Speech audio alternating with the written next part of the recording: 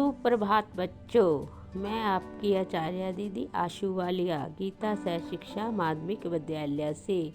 आज का मेरा विषय है महाकवि संत सूरदास जी। महाकवि संत सूरदास जी का जन्म रूनकता नामक ग्राम में सन 1478 ईस्वी में पंडित रामदास जी के घर हुआ था। पंडित रामदास सारस्वत ब्राह्मण थे और माता जी का नाम जमुना दास था। सूरदास जी श्री वल्लभाचार्य के शिष्य थे। आपसे भक्ति का पद सुनकर महाप्रभु वल्लभाचार्य जी ने अपना शिष्य बना लिया।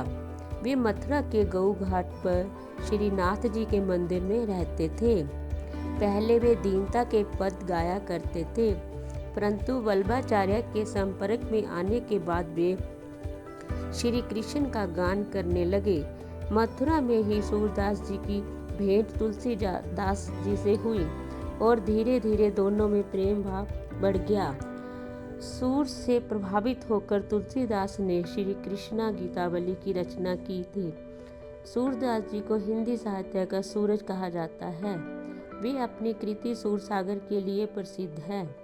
उनकी इस कृति में लगभग 1 लाख गीत हैं। इन गीतों में कृष्ण के बचपन और उनकी लीला का वर्णन किया गया है। सूरदास कृष्ण भक्ति के साथ ही अपनी प्रसिद्ध कृति सूरसागर के लिए जाने जाते हैं।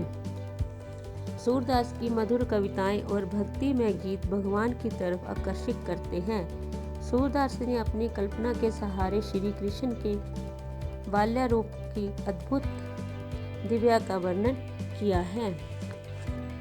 ऐसा माना जाता है काव्य रचना करते हुए आपने अपने भौतिक शरीर का त्याग सन 1580 ईस्वी में गोस्वामी विठल नाथ के सामने गोवर्धन की तलहटी के परसोली नामक ग्राम में हुआ। इस प्रकार हम देखते हैं कि सूरदास जी हिंदी के महाकवि हैं, क्योंकि हिंदी उन्होंने केवल भाव और भाषा की दृष्टि से साहित्य को सुसज्जित किया, वरन कृष्ण काव्य की विशिष्ट परंपरा को भी जन्म दिया है। धन्यवाद।